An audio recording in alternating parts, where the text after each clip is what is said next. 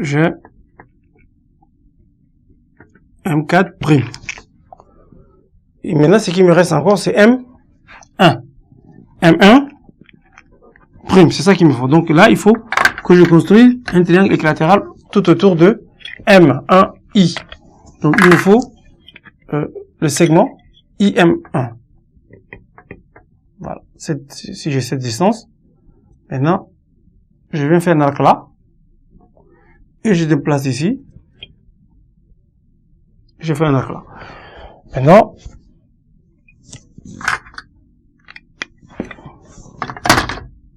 je vais tracer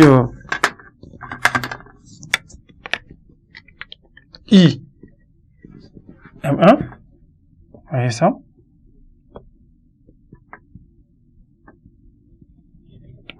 Et puis je vais prendre 2 fois cette longueur là pour avoir le point.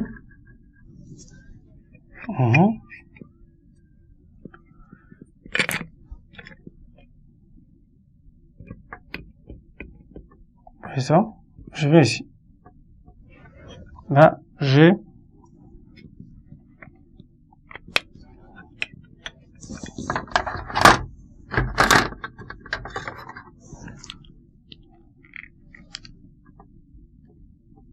M1'.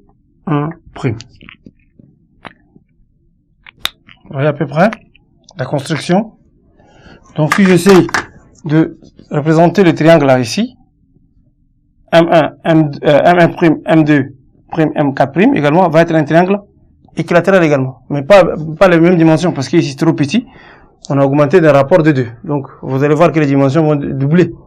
Mais on aura toujours un triangle équilatéral. La dernière question consiste à donner l'expression complexe de la similitude, ici S. Donc, on connaît déjà le rapport, on connaît l'angle, mais sauf c'est qu'on ne connaît pas le centre. Il faut déterminer le centre, Z de I. Parce que là, on a placé seulement, mais on veut la fixe même de I. Mais I, comme on l'a dit, il doit être comment? Situé entre, c'est symétrique de M4. Donc, en termes de distance, ça veut dire cette distance est la même que celle-là. Mais pour avoir ce point-là, on va utiliser le milieu, en fait. Ce point, le milieu de M1, M2, qui est également le milieu de I, M4. Donc, nous avons soit I et milieu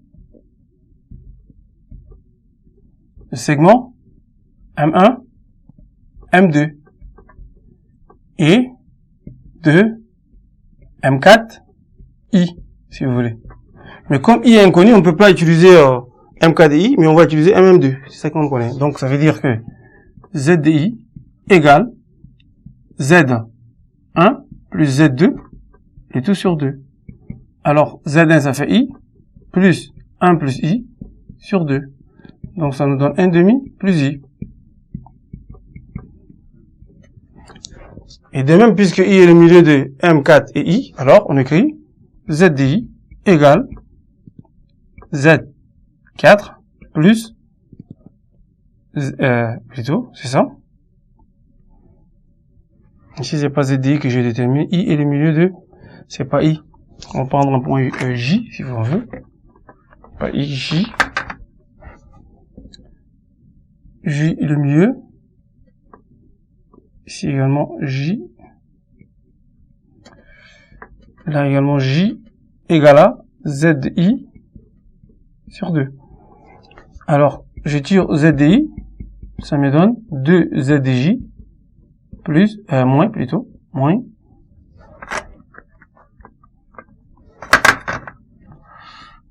Z4. Alors ZI, nous savons, ça fait 1/2, donc ça fait 2 fois 1/2, plus I, moins Z4. Z4, on avait calculé ça. 1/2, moins I. Moins I racine de 3 sur 2. Alors ça fait 1 plus 2I, moins 1/2, moins I racine de 3 sur 2. Alors 1 moins 1/2, ça fait 1/2. 2I moins ça fait I simplement. Donc ça fait I en facteur de 1 moins racine de 3 sur 2. Ça c'est Z de I. C'est ça qu'on va utiliser pour écrire en fait l'écriture complexe. Le S. S, 2 points. Nous avons Z' moins Z de I égale au rapport 2 fois l'angle I pi tiers, un facteur de Z moins Z de I. C'est ça l'expression complexe de manière générale. Étant donné qu'on connaît déjà I, donc I ça fait 1 demi, moins I en facteur de 1, moins racine de 3 sur 2, égale 2 en facteur de 1 demi, plus I racine de 3 sur 2, en facteur de Z moins 1 demi, moins I en facteur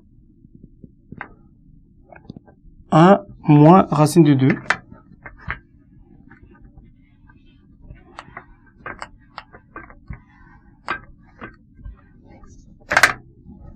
1 moins racine de 3 sur 2. Comme ça. Alors si je multiplie par 2, ça fait 1 plus I racine de 3, facteur de Z, moins 1 demi, moins I, facteur de 1 moins racine de 3 sur 2. Alors finalement Z' égale à 1 plus I racine de 3, facteur de Z, et tout ceci nous donne exactement moins 1, moins 1 tiers, plus racine de 3, moins I, racine de 3 sur 2. Voilà, c'est ça l'expression complexe de S, similitude directe, de rapport K égale à 2, de centre I et d'angle pi tiers. Je vous remercie et on va s'arrêter et continuer après la séquence 3. Merci.